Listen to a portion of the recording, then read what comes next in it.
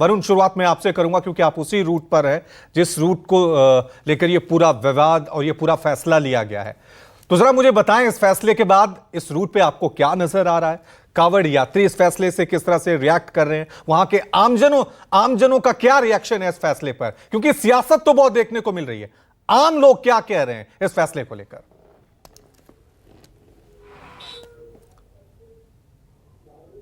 हर तर्क के दायरे में रहकर अगर 100 बातें सोची जाएं तो उसके बाद 100 बातों के बाद आदमी ये सोचता नजर आता है कि जो फैसला लिया जाए उसके पीछे कारण क्या था, तर्क क्या था, और तर्कों के साथ कुतर्क भी शुरू हो जाते हैं।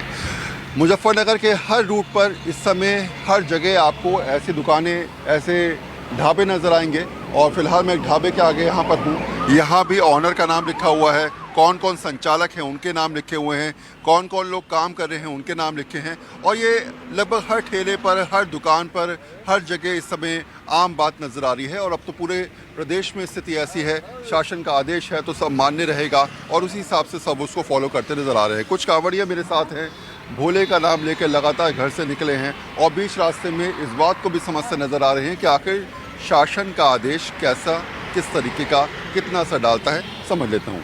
जो आदेश है साफ तौर पे हर जगह नाम लिखना, समझाना, इससे आप कितना इफेक्ट होते हैं, इसे आप कैसे देखते हैं?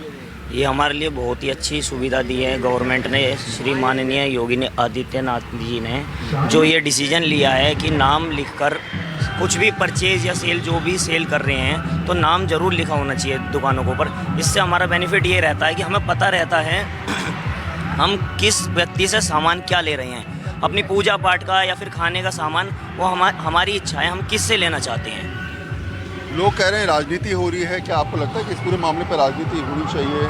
नाम लिखकर क्या सच में चीज़ों को बांटने की स्थिति बन रही है? क्या दिमाग में चल रहा है? सब जब देख रहे हो, सुन रहे हो आप, इसमें बढ़िया है, ये सब बढ़िया चीज़ है। ये सब राजनीति तो नहीं है, खैर ऐसी बढ़िया है जो भी है।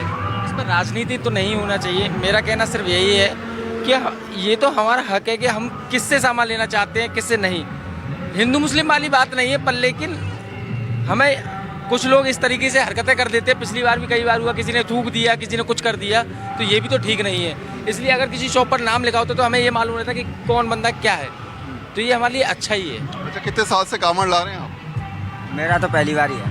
पहली बार ला रहे हैं आप? पहली बार ही है। पहली बार में तो पहली बार आते ही ये शासन का आदेश देखने को मिला। इस आदेश से कितने प्रभावित हैं? क्या दुकानों पे नाम पढ़ते हुए आ रहे हैं किसकी दुकान है? क्या फर्क पड़ता है इससे आप लोगों को? फर्क बहुत पड़ता है, बहुत पड़ता है। इससे मालूम होता है कि ये दुकान किसकी है, मुसलमान की है या हिंदू की है। इससे बहुत प्रभाव पड़ता है, इससे जानकारी मिल जाती है कि ये हिंदू की है, ये मुसलमान की है। ये होना कुछ लोग मुझे बता रहे थे जब मैं पीछे था, उन्होंने कहा कि मुस्लिम भाई भी इसमें जो है बढ़ चढ़ के हिस्सा ले रहे हैं, सामान पहुंचा रहे हैं, मदद कर रहे हैं। तो क्या ये बांटने की स्थिति है, अपनापन की स्थिति है, या फिर कहीं ना कहीं डाइवर्ट वाली स्थिति आ रही है? मुझे तो लगता है कहीं ना कहीं इनकी वो है, लगता है कुछ राजनीति हिस्सा लगता है, और कुछ नहीं है।